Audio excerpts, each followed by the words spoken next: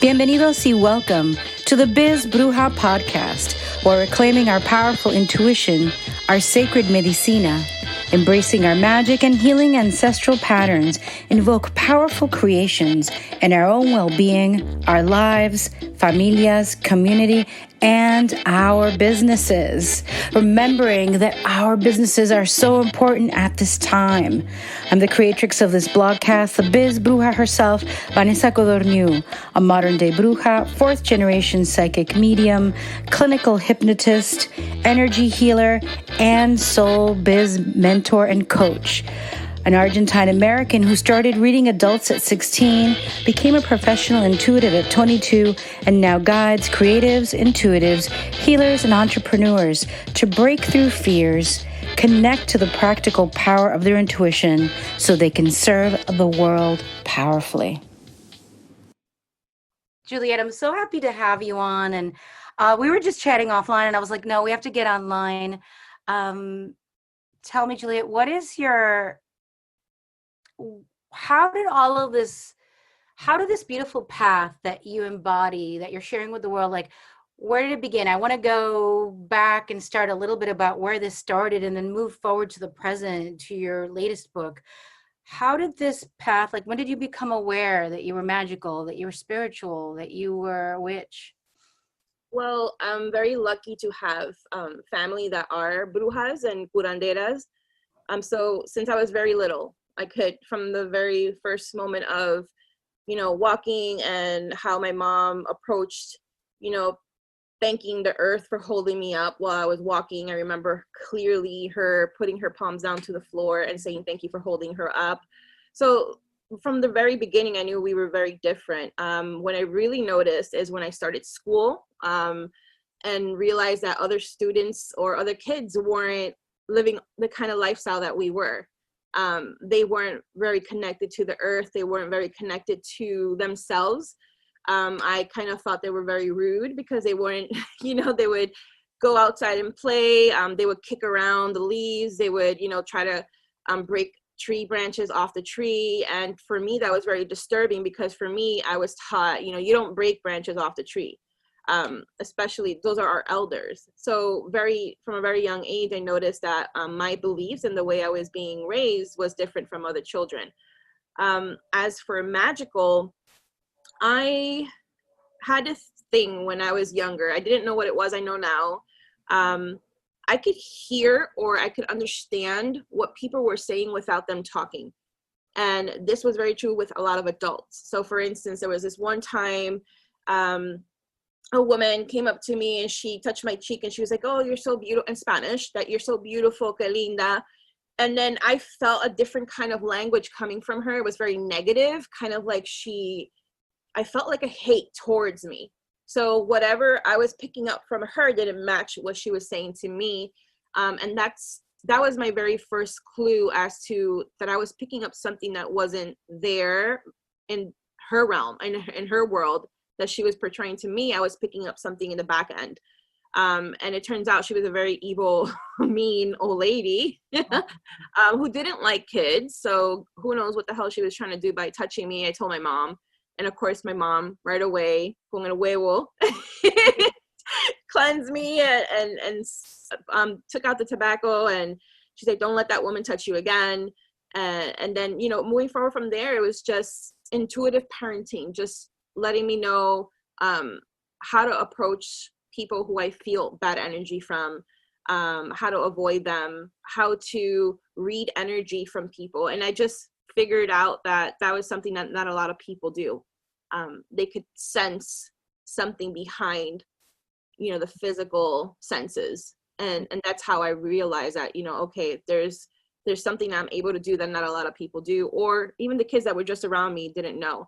I was called a weirdo from a very young age. Yeah. And very, very young age. I get it. I totally understand it. Because as a kid, I'd be like, Mom, I don't like the man with the blue shirt and the gray car. And she would look at me and be like, oh, what's coming up? We'd be on the street and suddenly a man would park and start screaming and yelling. And he had the blue shirt with the gray car. It's like the open channels. And thank God that you had your mom. Tu mami, she explained and taught you my mom, we didn't have the word empath back then, but whenever I walked in a room and took on emotions, like I'd be happy and someone would be like, oh, I'd be all sad and I'd be like, like, what's happening? She'd be like, oh, you're like la abuela, you're like my mom. I don't have it as much as you. She'd be like, you know, let's go wash you with water and cleanse you, or we would do the huevo too. So yeah, I hid it from people a little bit. So I guess you didn't, and then you were called a weirdo, right? Yeah, I didn't. And then because I didn't know any better, I didn't know that I was just starting school. And then after that, that's when I just stopped. I stopped talking to people about it. Even with my communication with plants, you know, I had an outburst. I wrote about it in my book in class because the teacher was just simply trying to show us the roots of the plants. And I could see the plant and hear the plant crying or screaming, whatever you want to call it. Now with my research, I know it's an alert that they put out to let the other plants nearby know that, you know, that something's wrong, that something's happening to that particular plant, to be prepared.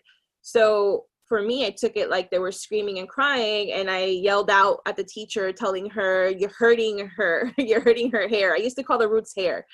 And the teacher took me outside and she explained to me, she's like, you know, kids are going to start turning against you and thinking that, you know, that there's something wrong with you. She's like, that teacher actually took very good care of me, because we were poor. We lived in the projects.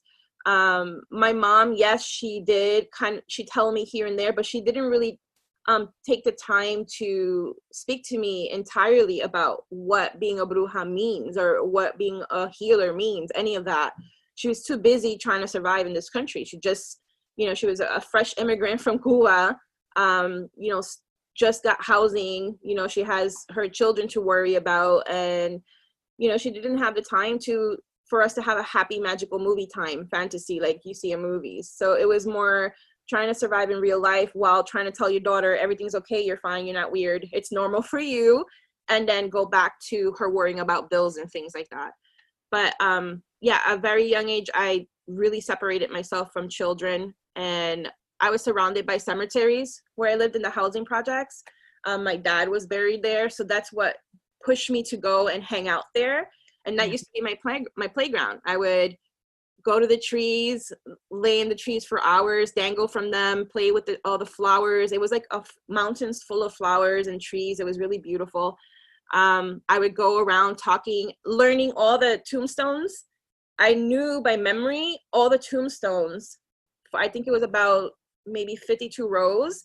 I knew every single spirit that was there by going to their tombstones. They used to put pictures on the tombstones back in the day. I don't know if they still do it, with their name.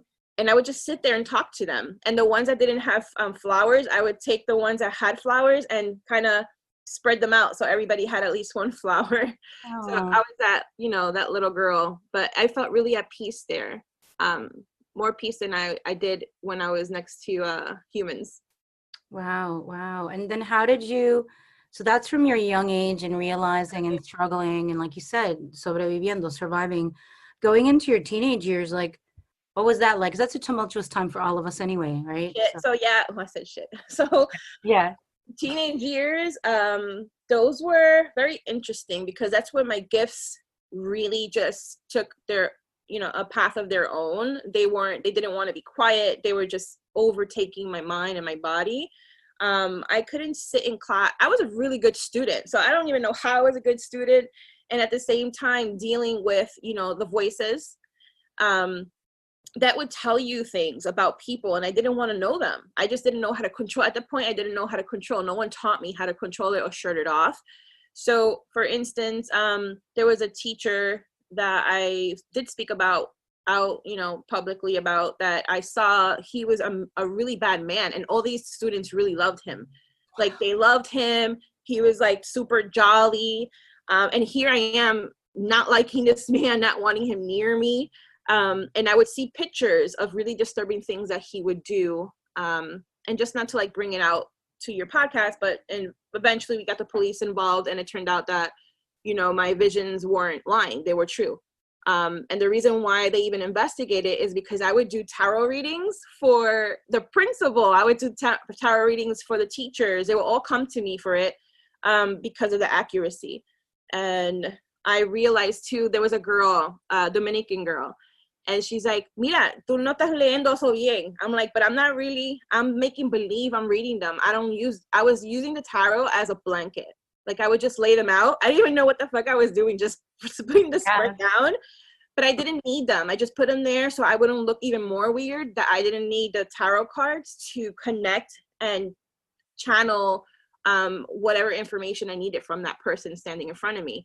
So I knew that, and she caught on because she saw I wasn't really putting the spread correctly, according to, you know, how she would used to her mom doing it, her abuela.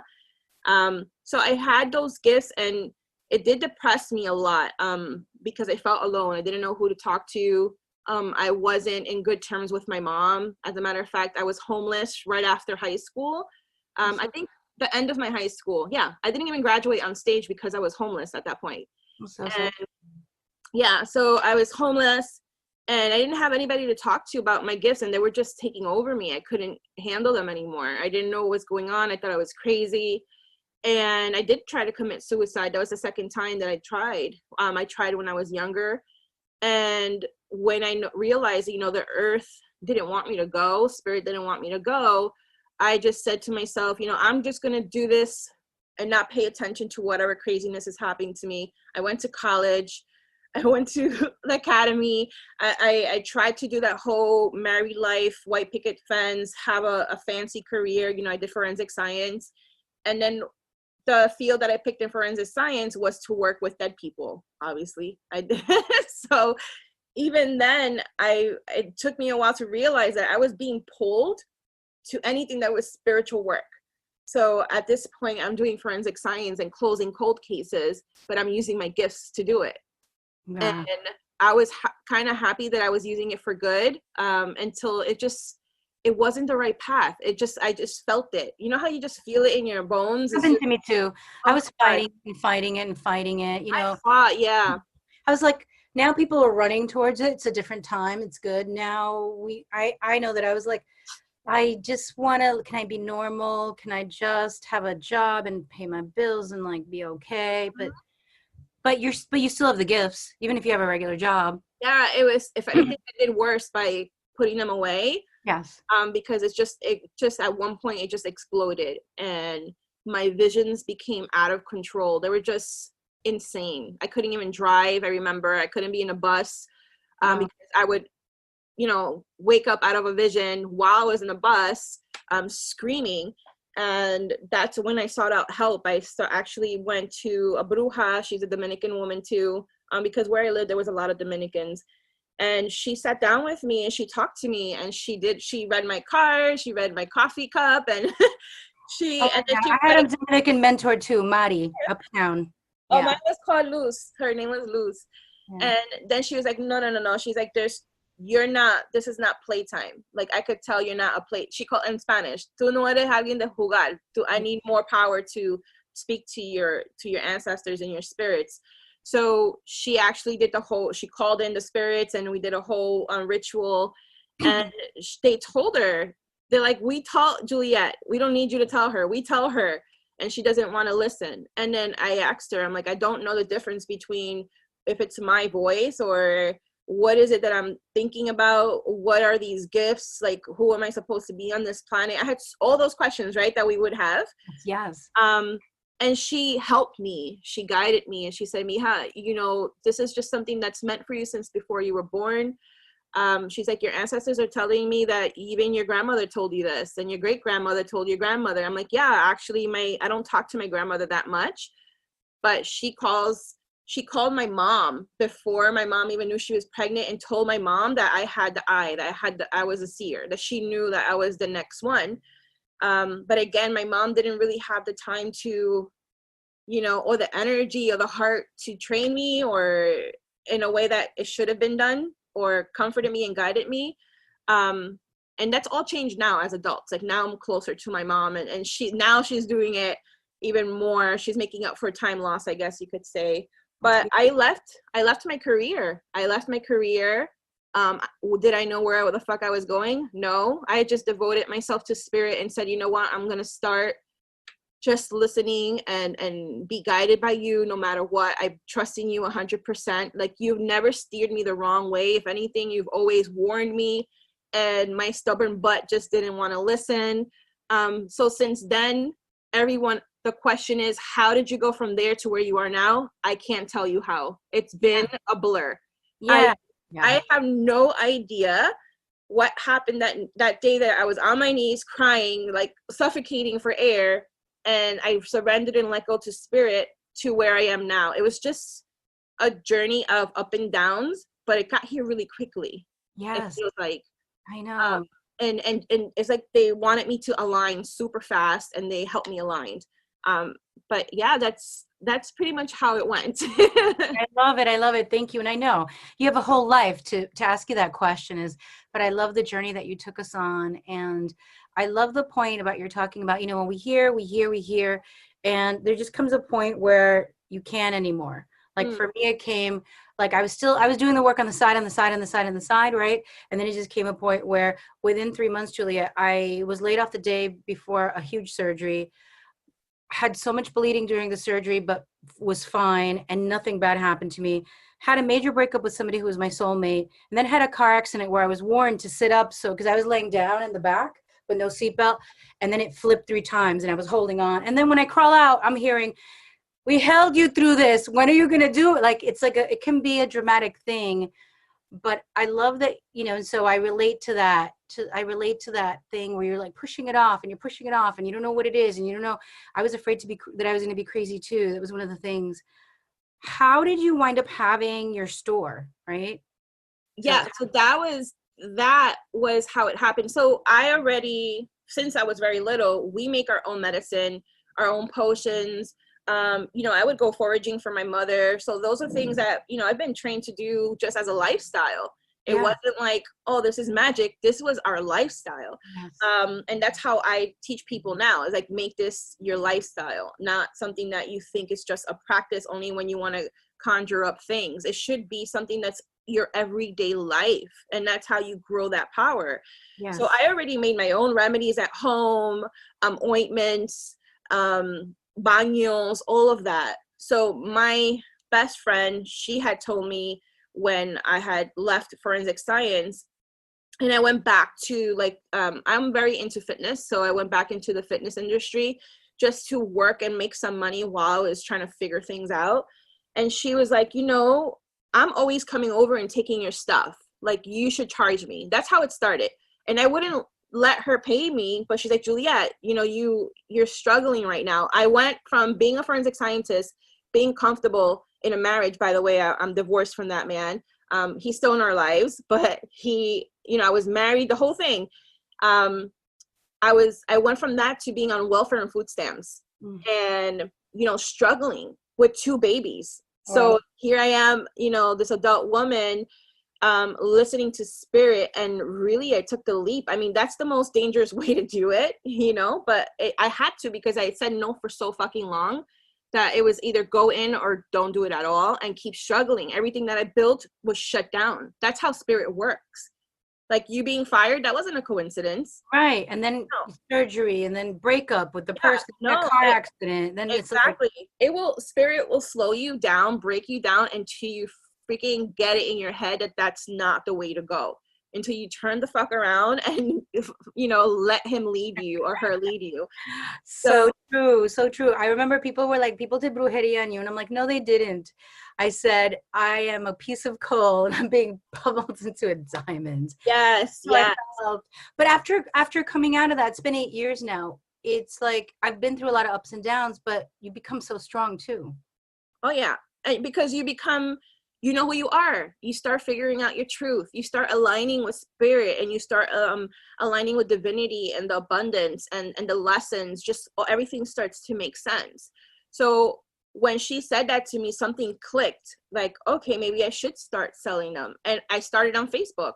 Just, and everybody who knew me from reading cards from high school and things like that. So they were like, you should start reading again.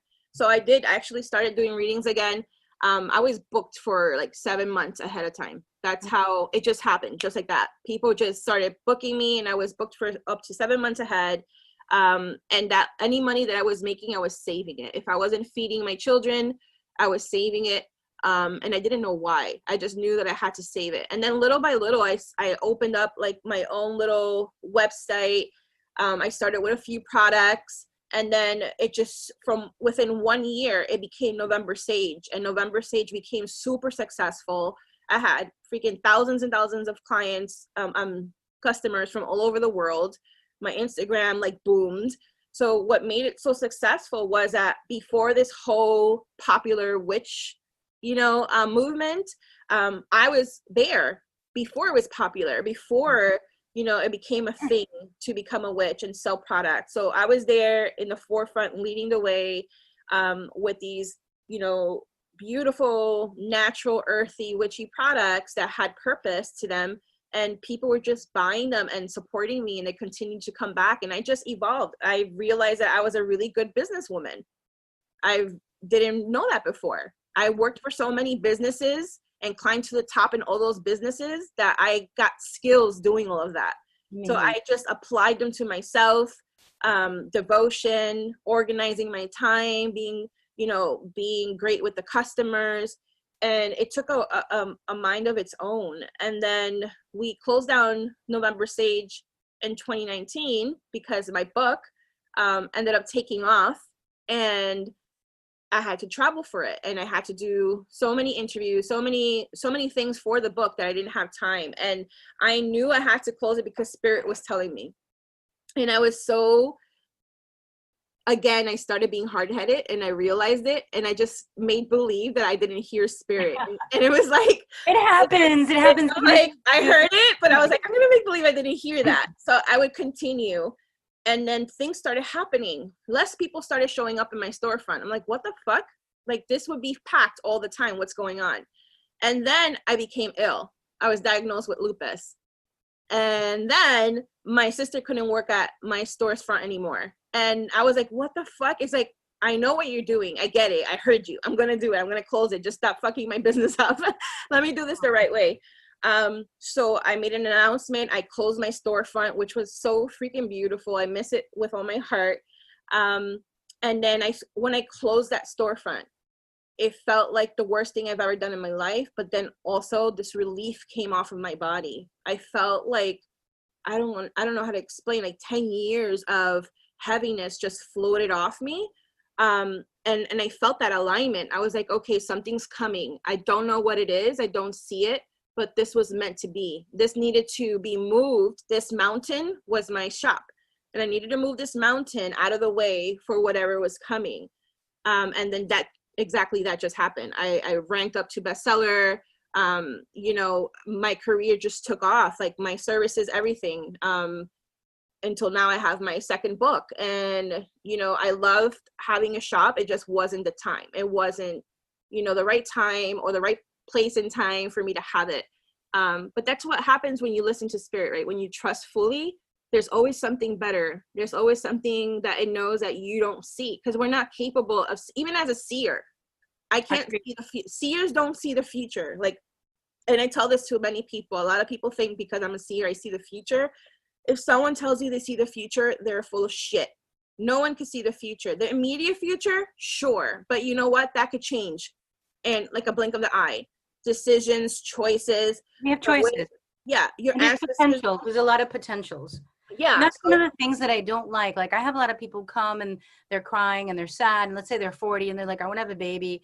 But all the, this, when I said, well, have you tried this? Have you tried that? They're like, no, because a psychic told me when I was 8. And I'm like, wait a minute. So till now. And so those are one of the things that when I train people or guide them is like, you have to be really careful. You're handling somebody's psyche, their spirit, their ancestors. You're like, you've got to be very loving and hold the space and guide them into the healing in this moment so they can align to receive what they're really truly wanting to experience, and also what's for them, right?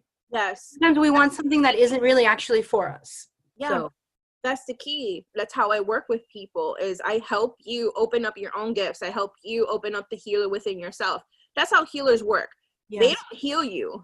First of all, healers don't heal you. What healers do is they wake up the healer within you. That's their superpower. They're able to wake up the healer within you, and you heal yourself, right? And yes, that healer helped, that healer guided, but they didn't do anything miraculous other than opening you up. Yes. So, and you know, we blame movies for that and TV shows, and then we blame people who grab onto that falsitude, right? And market it that way. Till this day, I see it on Instagram, I see it on Twitter, I see it everywhere. People claiming that, oh my God, they see the future and they have services to heal you and make shit come true for you. I do manifesting candle work, right? And that's something that I stayed doing since my shop because it's working for so many people. Right. And even with that, I have a workbook that I send them so they could do the fucking work. And I explain to them, if you don't, I could start this, I could guide it for you, I could set the right intentions because I am aligned with who I am. Now, your magic is needed for this to manifest. And that's exactly what happens. I help them learn how to manifest things on their own. And that's why the candle service works for so many people, because they start learning. And as a matter of fact, I recommend that if you've had 3 candle service with me, not to do anymore. You should be doing this on your own by now. You should. I love that. I didn't know that about you, Julia, and I love that. And that's one of the things, like, I'm very careful never to addict, right? Like, I've never been like that. Like, if you did a reading with me today, I don't want to see you next week. Do you know what I'm saying? No, that's so. Like, let it some time unfold, connect to your own inner self. And all right, healers are holding the space for your healing so you could find yourself, tap into your own inner abilities and your own guidances. Que todos tenemos un cuadro espiritual. All of us have our spiritual team and our spiritual guides. Tell me, so I love everything that you're saying. It's so on point, and I'm so happy we're talking like this. Okay, tell me about Green Witchery. Tell me about this book. We were talking a little bit about it before. I haven't ordered it yet, but I'm going to after this chat. Yeah, so Plant Witchery is my second book. Yes. And I just got for the first time, I got the copy of it yesterday. It comes out this month on the 27th. And for those of you who ordered or haven't ordered yet, I have a link in my Instagram. It's I am Juliet Diaz. And on that link, you can go, and when you order my book, you get free gifts along with it. Like, I have an audio meditation that's in the book. I have a whole planner workbook that I was really excited to create myself that I'm going to give them so they could, you know, track and record on their journey.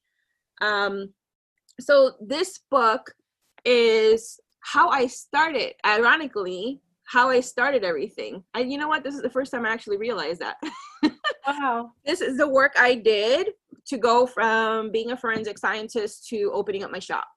This right here. This, the connections I had with the plants, the guidance and the wisdom they gave me, how I used to put potions or how I still put potions together, spells and remedies. I always listen to the plants. I don't know, you know how you're cooking, and a lot of us, indigenous women, Latinas, we cook without measuring. We just have this, and the reason why people ask, how come you guys do that? And oftentimes the answer is, oh, because we're used to it, or we just know. That's not the answer I give. The answer I give is, you know how many millions of ancestors live within me that knew how to cook, that knew the ingredient by spirit, by taste and senses. That's why I know how to cook. That's why I know how much salt should go in this, how much pepper or cumin or what basil, whatever. I just know how to mix everything together. It's a magical practice when I'm cooking. I'm in the kitchen and I'm like, this is pure magic. How the fuck do I know how to season it this way? Yeah, I've seen my mom, right? My mom never taught me measurements. Right. Never. Yeah, it makes so much sense. And I'll tell you. So the person that cooks the most in my home is my partner. He's Kurdish and Turkish. He doesn't measure either. And it's always delicious. And his mom didn't teach him. And as a man, most men, you know, and he's older than me, did not know. But he's just like in it. And he's like in it. And then every once in a while, like, you know, he'll cook for a whole week. Then I'll cook. And when I do, he said he's always surprised because you just go in and he goes, for him, he loves to do it every day, a couple times a day. I'm working a lot, doing other things. When I go in, he's like, and then it's delicious, but it's not like you do it every day. And he's like, how do you know? Because I left home at like 21 and then my parents moved somewhere else. So I wasn't around them anymore. And it's like, and there it is. Cause I'm like, I don't know, but my grandmother, and she did she goes, but they give you a recipe. I'm like, no, I'm like, I just, you know, I'm like, it's what you do. You also are channeling it. So yeah, you channel it. I really truly believe that's something that's very ancestral. Yes.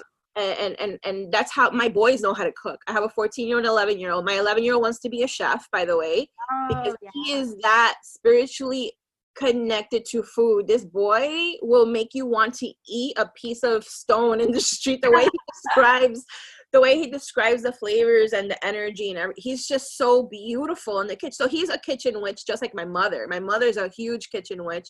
And I see that in him. It was just, it lights him up. And I'm like, I'm so proud that I'm able to cook in front of them. And it's interesting, right? Because my mom, or most of our Latina moms, they'll tell us to do like the sofrito, the stuff on the side, but they won't let you touch the cooking.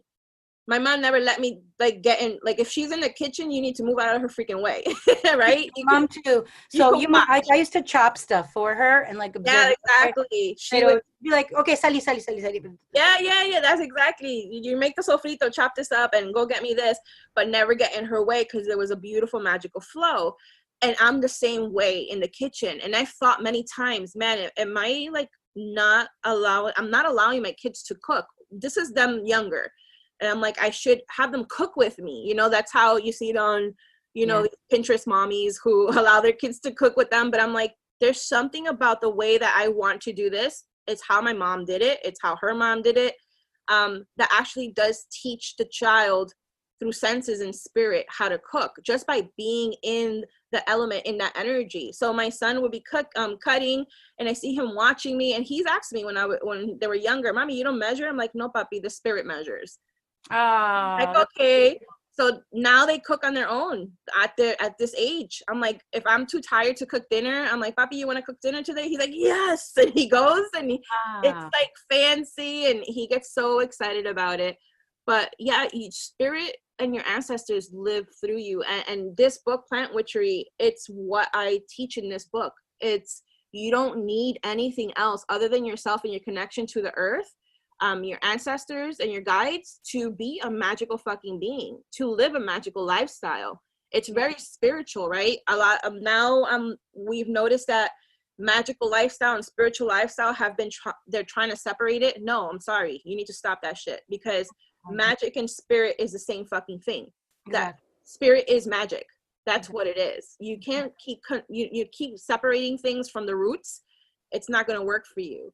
And it's just so very simple. It's not hard at all. It's going outside of your house for the first time in the day and greeting that wind. You know how it feels good just to breathe that beautiful air and saying thank you. It's just a harmony and exchange with life, with living being wind, with the living being dirt, with the living being trees and the flowers, everything. And that's how I've always been. And honestly, that's probably why I've survived so long in my life, because I've gone through many difficult times, like things that shouldn't have happened to little girls or teenage girls, and it's happened to me. And I think that I know that my connection with spirit and its ability to quiet me and calm me just by sending me like the freshest breeze on my body and calm me down, it's what saved me and what keeps me going every single freaking day. Thank you, Juliet. I love that you made it such a point, and it's so powerful because it's not, okay, let me stop now and I'm going to go meditate with my plant, or it's not this separated thing. Because people ask me, they're like, oh, do you go do that exercise that you share? It's like, well, I share that exercise because right now you're not in the habit of using your intuition, right? Because it sounds weird to be like, well, why are you going to do some intuitive training when you already have it? But the problem is society and the world and the way we work in the world has separated us from it. So it's almost like we have to cultivate the habit that is actually natural to us. Yes. Right? To go out. Like I always tell people too, like when I move, I always go to the land before. Like I go to the land before to even see if they want me there. Yep. And I kind of bless the home that I'm renting in right now. We just purchased one. I came like 3 times and it's been so good to us. It's been so good to us. There's so much light. Our plants have grown. Our cats have grown. Our love has grown. But it was, I really came, I was like, hi. I literally was like introducing myself, you know? And like, what are you doing? And I'm like, just let me talk, you know? And it's just like, and you know, when I left my apartment that I had for 16 years, I was like crying. I was like, literally to me, this had so much magic and saw me through so much in my life. And so it's so important for us to become conscious of our space and conscious of what's in the space, and bringing in living, breathing beings like plants, like animals, right? And so, absolutely. And then when you mentioned the land, we were talking before the call, I'm going to Puerto Rico next month, and I decided to go for a week before we made the big move, so that I could I've never been to Puerto Rico. It was my first time being on that particular island. So I need to be there to feel her. I need to feel Borinquen. I need to feel my ancestors obviously were in Borinquen also, you know, we're Taino. But I need to go see if I align, if it welcomes me, if the particular land that we're going to work on is ready to be worked on. Does it want to even be worked on? Does it want me to create more life on it or not? So I need to know that, and that's why we're going for that week. As a matter of fact, my mom's coming. That's my mom's like, I'm going. I'm like, Mommy, you can go, because she had a health scare just recently, and she's having surgery. And she's like, I have more than enough time to recover from the surgery next month to go with you. So my mom is very protective spiritually with me. She knows, she's come to open her eyes, and she's like, everything that you've done, we've done a lot of healing, right? And a lot of the things that I do, and I remember telling her, Mommy, a lot of the things that I do, my accomplishments, are not things to be jealous of. If not, you should be proud of, because you made that happen. You took that brave step to leave a whole country, your isla, your spirit land, to bring me here. For whatever reason, I needed to be born here. And I understand that why now. I'm a huge fucking activist. I wouldn't be the person I am if I wasn't born here. There's a reason for it, right? There wasn't a real loss being born here, not on my own spirit land. So I tell her, you did that. You listened to spirit. You came here. You made this happen. My accomplishments are your accomplishments. Did I work for them? Yeah, I worked hard. But you led me here. If not, this wouldn't have happened. I wouldn't have touched so many lives with my writing or my work. I wouldn't have healed so much of our ancestral, karma and trauma. I healed all of me. You know what it is? I think our generations are the ones doing that healing, so that moving forward, our children don't have to carry that with them. Absolutely. And I feel that my kids are like oblivious to the stuff I carried since I was born. And you could feel the difference, when a spirit has like karmic heaviness on them, and then when they don't. So my kids feel like very angelic and free, and that warms my heart. I'm like, I did all this work. I suffered so much, spiritually, mentally, emotionally, but I was meant to do it. I was strong enough to do it.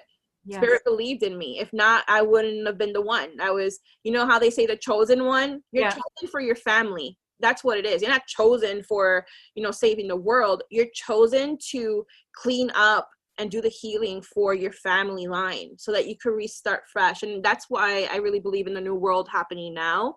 I get very passionate talking about this. No, it's good. I love it, because I'm like that too, and I want to share you with myself. I want to share you with the listeners, and so yes, I'd love to hear you. And I love what you're saying too, because I know that, like in my family line, there were healers and mediums on both sides. They never talked about it. And I remember being 19, and my friends were all passing around this cassette about past lives. They all fell asleep. But when I went, it was 5 vidas, 5 lives. And I'm like coming out, I was Mayan, and they cut out my tongue because the man raped me. And I was like, I had so much information. And then me going to my mom and telling her the whole story. And she's like, let's clean you up too now that, you come back. And it was all happening. And I think that my siblings are very spiritual, but I know that I'm the one that's doing it. Yeah. And in my way, they carry their own stuff that they're clearing. But I can feel it, like you said, in my nephews and just the next generation. And interesting for me, like, I don't know, I think maybe we talked about this before. Like, I feel younger with age. Oh yeah, me too. I feel lighter and I feel freer with age. Like, I was a little old lady at like 8 and 10, taking care of my siblings, because I'm the oldest one. Oh, that's so true. They'd be like, you, and then adults would be uncomfortable. I'm like, ¿por qué me miras con esa cara seria? And I'd be like, because I could see it. And now I'm silly. Now I sing around the house. Now I'm like, I feel freer with age. And I think that it's a testament, right, to the work that we've done. Yes. And owning who we, like you said, we go through these things to own who we are.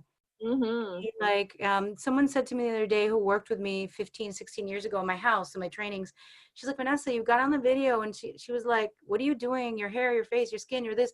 I'm like, girl, I haven't slept enough. I've cried every day for my mom. I said, I've been working a lot. I said, you know what it is? Even with all that, I'm so happy. I know myself.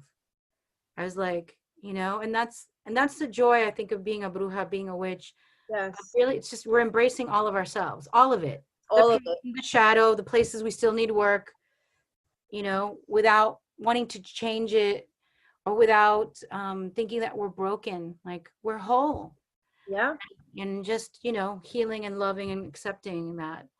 Yeah, So, I feel that so much. I feel like we're and it's interesting.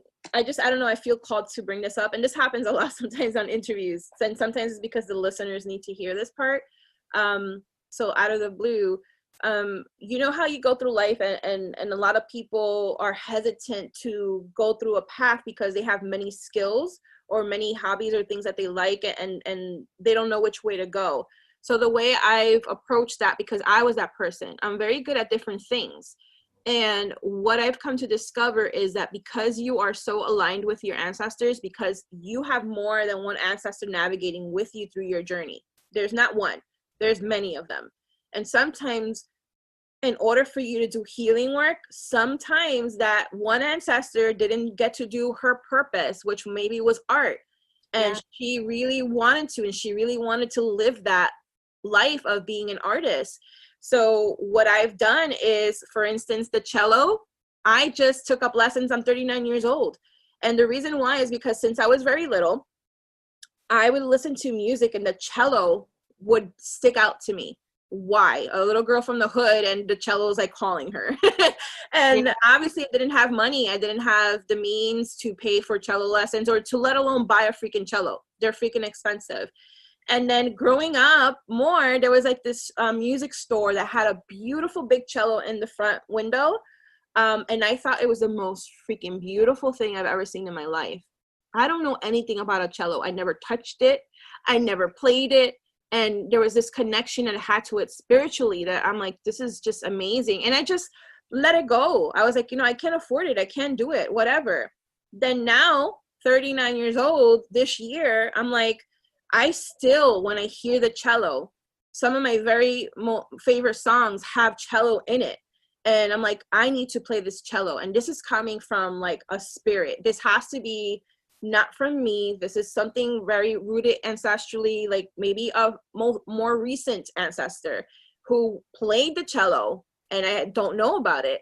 It has to be something spiritual. I'm connected and aligned to it. So I paid for it. And let me tell you, when I paid for it, my heart felt like I haven't felt that happiness in such a long time. There was this happiness, this dance that happened in my heart when I paid for them. And now I'm actually in the process of buying the cello itself to, take the lessons. And I feel complete in a way. It's weird, right? I'm getting chills over here, and I almost want to cry, because I've always been called to belly dance, always. And my parents didn't listen to flamenco. They didn't listen to Middle Eastern music, but I love flamenco. I love the ballads. And I was like, someday when I have the time, I just want to go to Spain and learn how to do the canto, right? And I haven't done it yet, but maybe.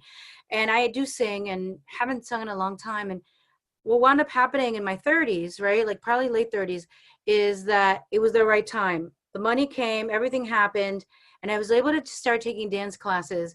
And I remember the first time going and just listening to the music and just like undulating with it. And she's like, where have you been studying? I'm like, never. But I let the music carry me. And the thing with American belly dance is they always make you smile while you're dancing. So it could be the saddest music and you're like, nee, nee, nee, nee, nee, nee. And I wasn't like that. I was like suffering in the music, laughing in the music. They're like, Vanessa, if you're going to be in the show, because I started performing, you have to. But I would Google the words and be like, but girl, you know what it's saying? It's saying they made me marry my uncle's son, but my real soul, my love, I cannot marry him.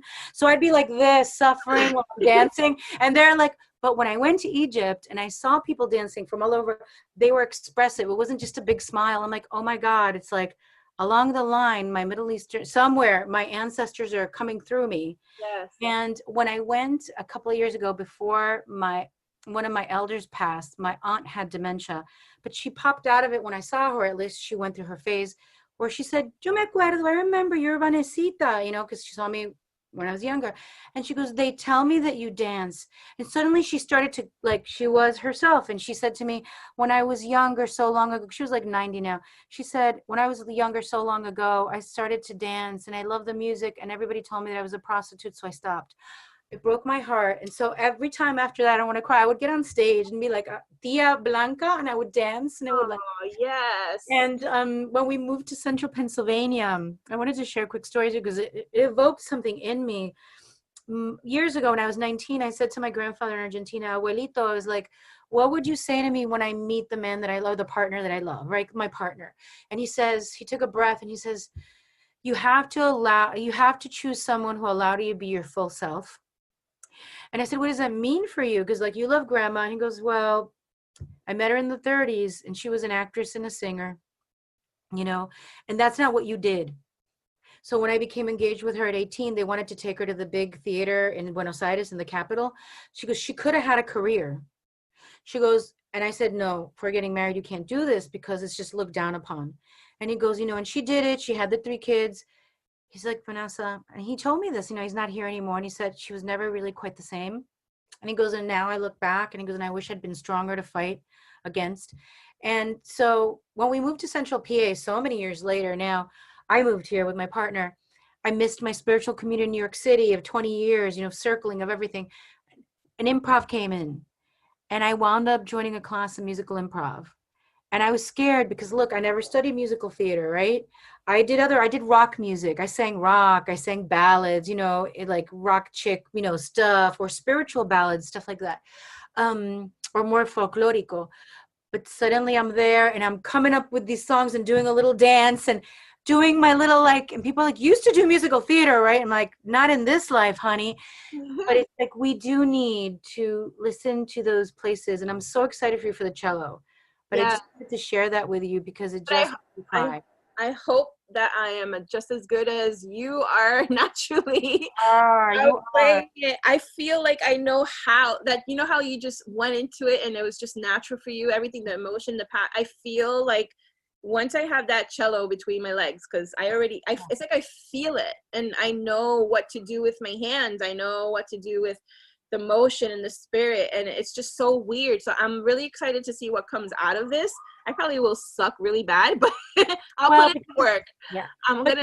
Yeah, but we've got to, with the musical instrument, it's a more precise thing. So maybe in the beginning, but it'll come through you because you have the passion for it. Yeah, I actually danced most of my life, if you didn't know that. I danced, and it was like, it's just a passion. My mom is a dancer. She was a big dancer in Cuba. Well, we're Caribbean, so it's like, it's a big thing for us. But yeah, music just moves us in a way that's very ancestral, very raw, very rooted to like our hurt, our pains, our happiness. And that's how we connect with it in a different level, in a different way. So I'm really excited about it. So I just wanted to tell the listeners, if there's something that's like bugging you, that you feel like it doesn't align with you, but it's there, it's calling you, that could either be your purpose, period, or just something that was meant for one of your ancestors, or it was meant for them to enjoy and they really want to enjoy it. Just try to do it. Try to dabble in it. If it's art, if it's dance, if it's singing, whatever it is, do it on the side. Who says you can't do more than one thing? We're living in a society where everybody just wants to hone one gift and be like, oh, I'm a teacher and that's it. And I'm going to own it. I'm a teacher, this, then that. And there's no room to fit anything else. And that's something that I've struggled to teach my boys, because that's how they teach you in school. What do you want to be when you grow up? And I constantly tell my children, you don't have to choose one thing. Don't do that. I'm like, that's a huge mistake. It's a huge mistake because it closes them off to the possibility of doing what they're meant to do. My 14-year-old wanted to be, since he was 2 years old, he's very super smart kid, an archaeologist, all the way through until he hit 10 years old. And he sat down with me and he had a conversation saying, Mommy, my love is really with animals. I want to be a veterinarian, and for unique animals like lions and forest mountain animals, things like that. He already has a plan. And then he says, but because you told me I don't have to give up something that I like, I'm going to do archaeology and travel on the side when I have time. So that made my heart so freaking happy because he is going to go for both, like his main career, build his own. He already know he's like a whole retreat like for animals and I love rescue, it. and then mix the traveling and archaeology with it. So I'm really excited because it's not something you hear every day. No. And I'm happy for him, you know, It's and it's how it, it should be. it should be, Julia, and I'm so glad you brought this up for the listeners, for us, because I remember when they're like, go draw what you want to be when you grow up, and I'd bring in 11 pictures, you know, and I'm going to be a teacher and a writer and a dancer and a singer and, you know, and I'd be like astronaut, whatever it was. And they were like, no, you can't, you can't. And I remember even people in my family, they were worried about me. They were like, you know, you're singing in a band, you're writing for this magazine, you're working in this, you do the readings and the hypnosis and the stuff on the side. What is, but I think that you found this too. It feels like it. When you actually build your business, you actually use a Oh, lot of the gifts. You're a writer, and and your work is beautiful visually. You're using your artist, you're using your writer, you're using your teacher, you're using all of the creative thank gifts. you. No, it is. It's literally everything that I've worked in, from, you know, from time management to being strict with organization, with building my own websites and my own designs, even what I've learned with music by passion and letting things flow in my business. And everything I do is very visual, and I have to have it visual for it to really connect to other people, because that's the way I connect to the world, right? Visually. Yeah. And a lot of light and darkness is mixed into what I do. I merge them together, because I can't have one without my feed will never look like a happy white and pink feed, you know, all positive. I love those feeds. They're cute, Yeah. they're fun. But me doing it is completely wrong, because I have a million pictures that I take of darker shaded aesthetic that I love. So I'm still till this day learning how to merge and completely have like a perfect merge, but there's nothing perfect about how I see things. So I allow my feed just to be what it is. It's like seasonal, right? Like Yeah. this season I am in right now, we're in fall, so my feed is going to be very a darker aesthetic. There's going to be a lot of deeper colors, very moody, because that's my energy during this time. Yeah. And in spring, it'll be a lot brighter and a lot happier. So I've just found that that is what works for me. I don't want to have like one theme like most people do for their social media. And I love that. Don't get me wrong. I think if you're doing it and you got the hang of it, kudos to you. But me personally, I can't. It doesn't work for me. Exactly. And that's the artist in us, right? Yes. Yeah, and it's just what it is. So I just go with what's true to me, and I think that really shows to my community. It shows to my followers that I keep it real. I just don't play around. I don't play with the fluff. I know, and I love that about you. So as we close today, you've already shared so much, and you've given, you know, tantas cosas importantes, so many important things. Is there anything any last thoughts that you want to share before we close for today? Yeah, I just one thing that's been bothering me a lot lately is, and not so much bother me, it's more, it saddens me when I see or hear people who don't have faith in their own magic, who really, they question it, right? They're like, can you tell me if I'm a witch, or can you tell me if I'm magical? Yeah. Is it possible that I could be this and that? What book should I get? What tarot deck should I get? And even after reading my books, you know, I'm like, did you read my book? Because I literally tell you, you know, those things don't matter. And I want to keep spreading that message. It doesn't matter what tools you have. What matters is your alignment and your connection to yourself. That's the magic. That's where the power comes from.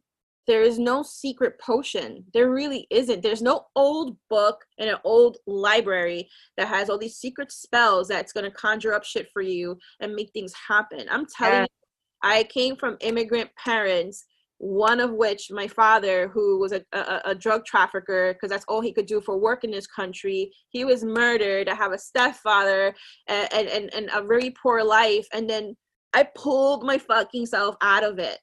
And it's not just me. I have beautiful friends like you, Vanessa, that I'm so grateful for, that we've been aligned, who all have that story of pulling through hard life and realizing that there's no one that's going to come save you but yourself. Yes, I'm getting chills. Nobody, no one's going to come save you. And that's really fucking hard to hear, but I wish someone would have said that to me a long time ago, right? I wish I wouldn't have watched all those Disney movies with the white man and the white horse, and we're waiting for that hero to save us in love and career and issues and problems and money and all of it. And I'm just sick and tired of that storyline. We're brainwashed. Yes. I have to remind myself all the time, even with my partner, almost 11 years. Yes. I have to remind myself, am I feeling unhappy today? Before, my unhealed self would have picked a fight with him. If I didn't feel good today and he wasn't on me, giving me cuddles like I wanted to. It's not his fucking job to make me happy that way. If I'm unhappy, I need to make myself happy. I need to find out what's making me unhappy, find out how to heal it, find out how to take care of myself. And when you're truly happy within yourself, when you learn how to take care of yourself and be your own hero, everything else becomes amplified. My man is the most beautiful fucking man in the world, and I did not see that until I healed those stupid fantasy modalities in my mind. And that's something I really want listeners and anybody who follows me is to realize, is that you are capable of being your own hero, because that's just how it's supposed to work, period. I agree with you. I'm here. Y'all don't see me, but I'm sitting here with my arms up going, yes. Totally. And it's the quickest way to ruin your life when you're giving away your power in that way, or expecting your relationship to do something that is an inside job, because then you're going to end that relationship, go to somebody else, expect them, then you go or with your best friends or whatever it may be. Oh my God, yes. So we got to bring you back, Juliet, because I love it. I love all the wisdom you're dropping. Thank you, mi amor. Where can people find you? And you already said that in your link on Instagram we can buy your book, Plant Witchery. Yes, you could buy Plant Witchery on there, and I have a lot of free goodies. I love doing that when I release a book, just so it's like extra stuff that I couldn't put inside the book that I want to give to the readers. So I'm on all social medias, from Twitter, Instagram, Facebook, TikTok, and it's all I am Juliet Diaz. That's Juliet Diaz. And I run Sagrada, which we launched this year. Sagrada Collective does exactly what I preach. It's teaching you how to live a spiritual, magical lifestyle. And we have workshops with teachers like Vanessa is coming in, and we're excited for that are from their cultures, that they're rooted to these and aligned to these practices and modalities. So we're very much a person of color environment where our teachers match who you are, right? You're looking at these beautiful, majestic, magical, spiritual teachers who are brown, who are black, and they align with who you are. You seeing yourself in them, and that's very empowering and inspiring, right? So I would suggest taking a look at the Sagrada Collective, and that you could find that also on my personal Instagram page. And you get, a week free, so you could just test it out, see if you like it or not. Beautiful. Gracias, Juliet. Thank you, everyone. I'm going to include the links in the body of the podcast. Gracias por estar con nosotros. Bendiciones. Blessings to everyone. Gracias, Juliet. Gracias, amor.